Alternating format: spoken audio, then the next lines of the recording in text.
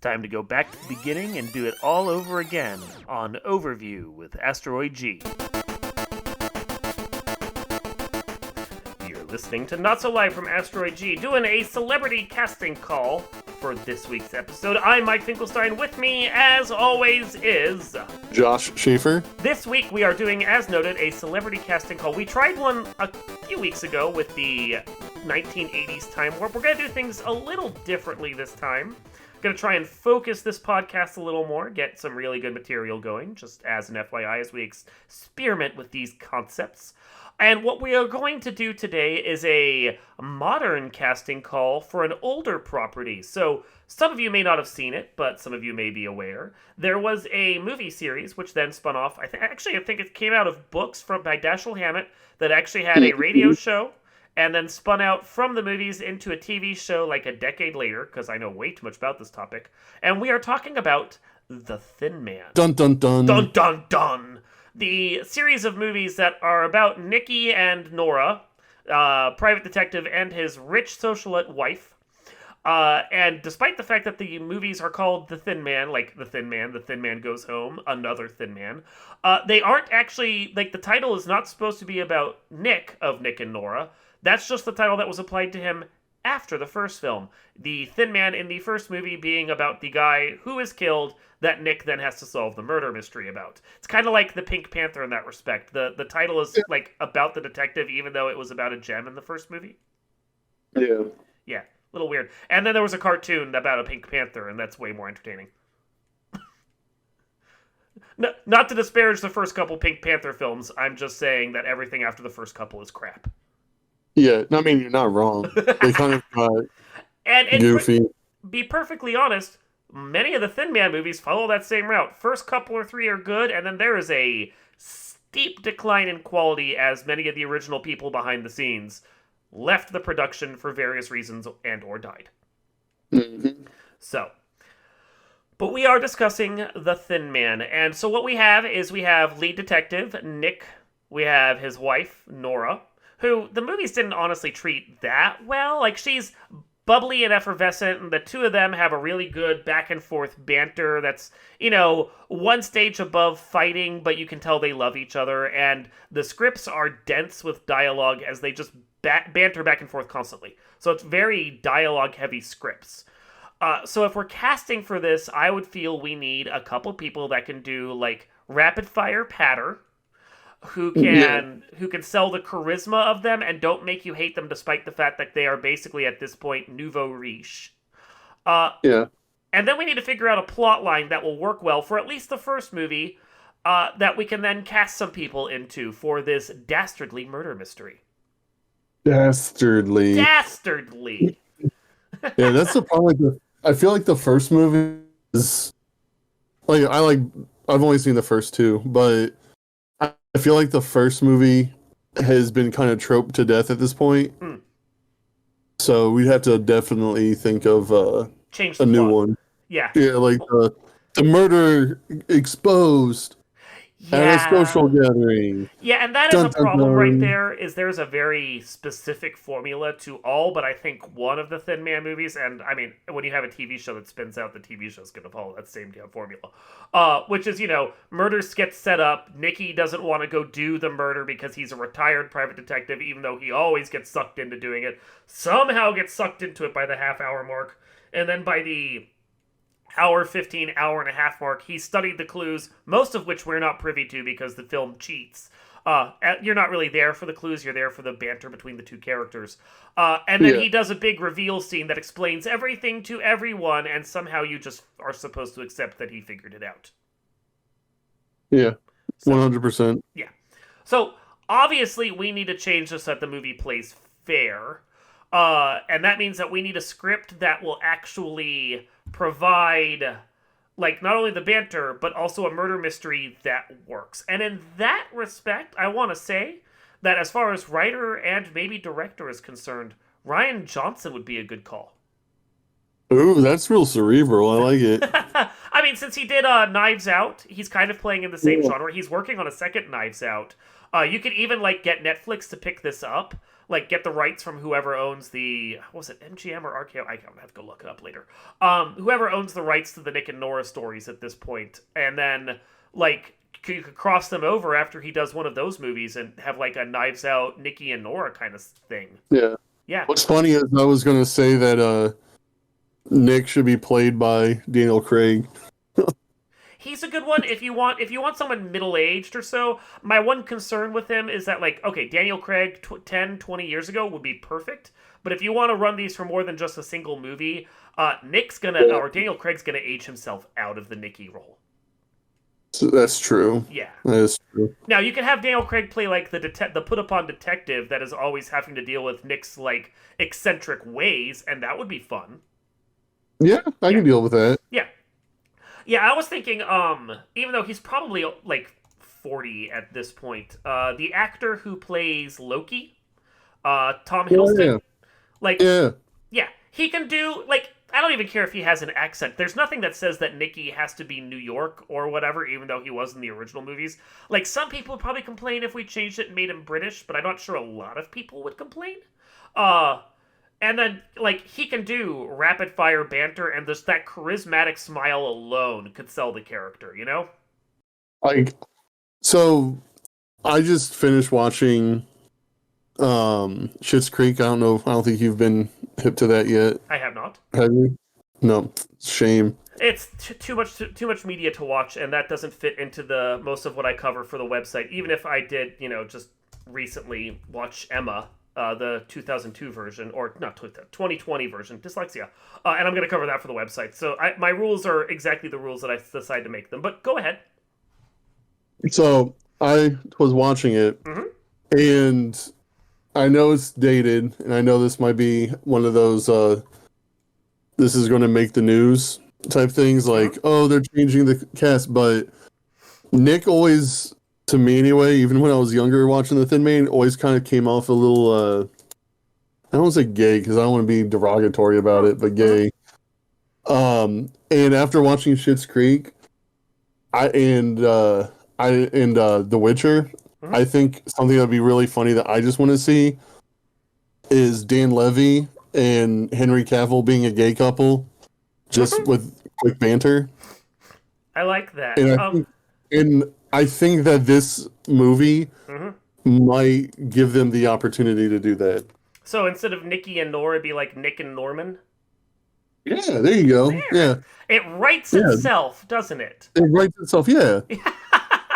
It's like a gay buddy cop movie. But with them being in a relationship together. Yeah, well, yeah. I mean, we don't know what was going on between Riggs and Murtaugh behind the scenes. No one knows. Mel Gibson knows. That's why he seems so awful and conservative. He's just hiding what his true feelings were for Murtaugh. But yeah, I think that would be kind of funny to watch. Yeah, no, I'd watch that. I mean, you are right. If we're willing to recast one of the leads into British, then we absolutely should be allowed to recast both of them to be gay if we want to. Some people are going to complain. Probably not as many as we might worry about, just because how many people remember the Thin Man movies anyway, besides the people on this podcast? The people who had old-ass parents. I mean, that is true. Back when I was, mid-'80s, HBO ran the whole of the Thin Man series on, for New Year's Eve one day. That's how I saw them. And then I didn't watch them again until I found the DVDs via my wife, and put them on recently. So, not a lot of people remember these. Enough, but not a lot. Yeah. Mm-hmm. So the kind of case that we want to do, we want to do a good proper murder mystery style thing. So I'm not sure that's going to necessarily be as funny. Although I mean, Knives Out was a decent murder mystery, and that was plenty funny. Yeah. But we need the cast of people around the outside that can play the various suspects and who's going to be the good guy, who's going to be the bad guy. I will say, for the sweet-natured girl that ends up being the femme fatale that you don't see coming, I would absolutely cast previous Celebrity Profile featured artist here, Haley Atwell, for the role. Oh yeah, Hmm. I can see Haley Atwell doing that. Yeah, no one would expect her to be the bad guy because of all the time that she spent with, Agent Carter, Captain Carter, and the various other roles where she's been the protagonist of them. But I could see her doing it. I can too. Hmm. Yeah, especially since you can use that good-natured quality of her to then take a twist on it. Like with fucking Chris Evans in Yeah. Knives Out. You didn't expect him to be the good guy just because he's Captain America, but no, of course, or didn't expect him to be the bad guy because he's Captain America, but he was the bad guy. Sorry, spoilers for Knives Out. Whoops. You've already watched it. You're getting ready for the sequel. Whatever. Yeah, it's been more than 3 years at this point. Also, Darth Yeah. Vader was Luke's father, and Edward Norton was both the narrator and Tyler Durden. You're welcome. What?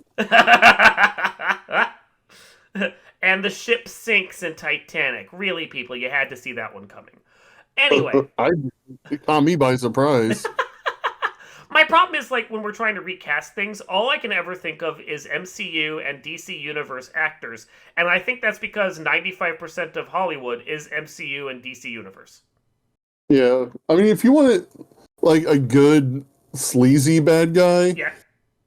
Adam Driver is my favorite sleazy person, like Yes. bad guy. He can also play like suave and cool too, like Black Klansman.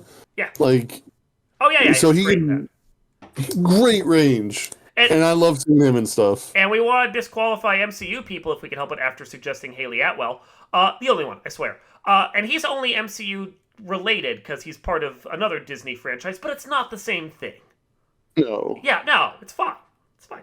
And I like he him. can I go think even he's a good call. sleazier and do Shia LaBeouf. Like, Oh, I will admit we just recorded a podcast recently about him. I'm sitting there going sleazy guy who's actually just like a patsy or something.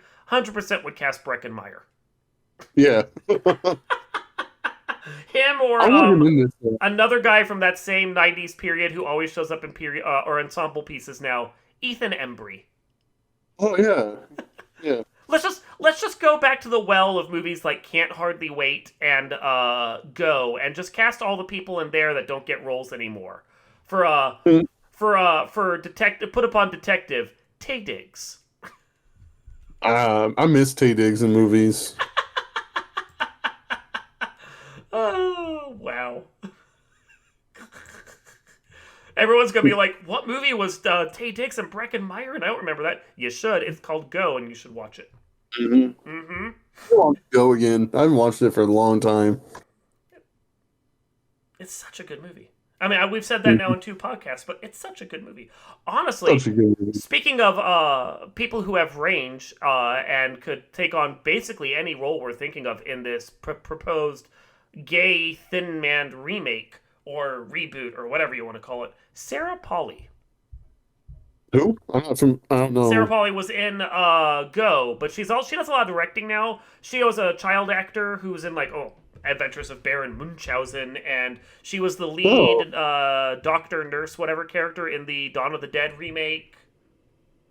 Okay. Yeah, I think she's I a know what you're talking fantastic about. actress. But she doesn't get a lot of play outside of her directing career at this point, and I think that's by choice, which good for her. Yeah, I forgot about that one. Yeah, right. Or Deep not cuts that here. one. Oh.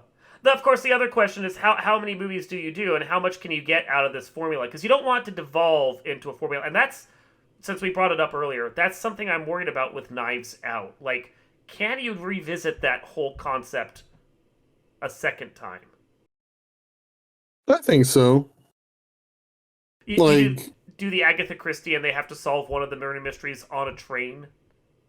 yeah, I mean, like, he's. It kind of reminds me, and I think Ryan Johnson, just looking at his backlog of movies, I think Ryan Johnson is a fan of like the old pulp stuff where it's like Yep. you have just a character that you follow that gets into whatever hijinks or murder mystery or what have you, and it's just like no mention of the other stuff. It's just here's part two, the Yep. second movie with them, Well, yeah. I and mean, I think like with Yeah. Ryan Johnson, just to cut in for just a quick second. I mean, it was he's done a lot of stuff that's like that. What was it? The neo noir with teenagers, Brick, written and directed by him. He likes that Yeah. old timey style. Yeah. Yeah. And I think that works for Knives Out and Knives Out Dose or what have you. And could work for this. I mean, he's not above franchise fare. He did make Star Wars Episode 8.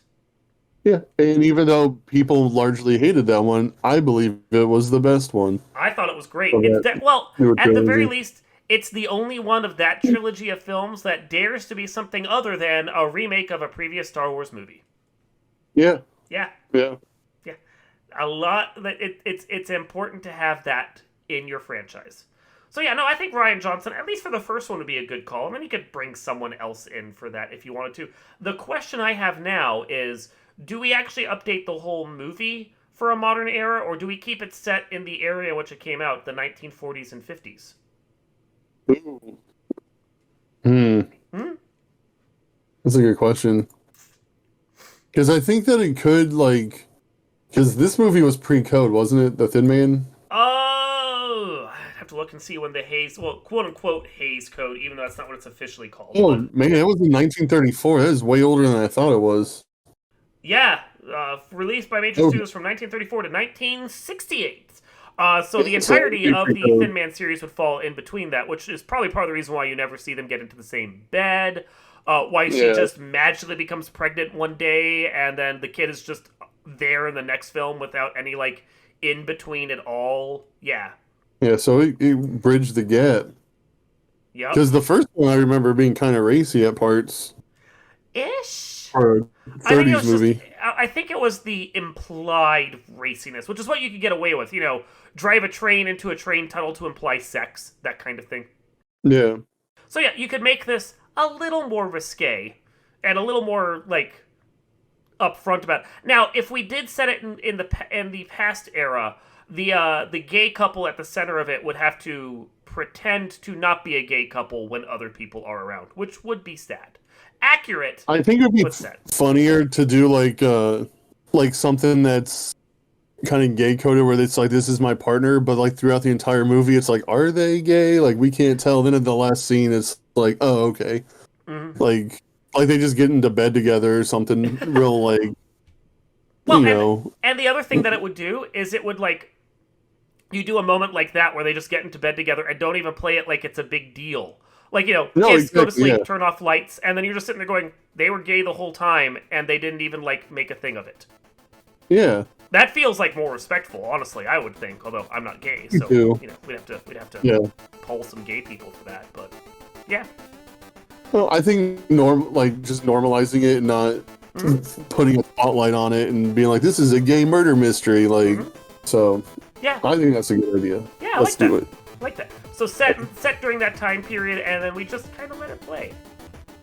Okay, Hollywood, whoever owns the rights to the Thin Man series, we are ready to produce this film for you. Also, we would Let's really do like we'd really like to have the specific actors we've listed, and if we can get Ryan Johnson to at least direct, if not write as well, that would be fantastic. Yes. Yes. Let's do it. Come on. Call us back. Alright, this has been Not So Live from Asteroid G, remaking your 1950s movie watching experience. I'm Mike Finkelstein, Josh Schaefer. and we will see you next time.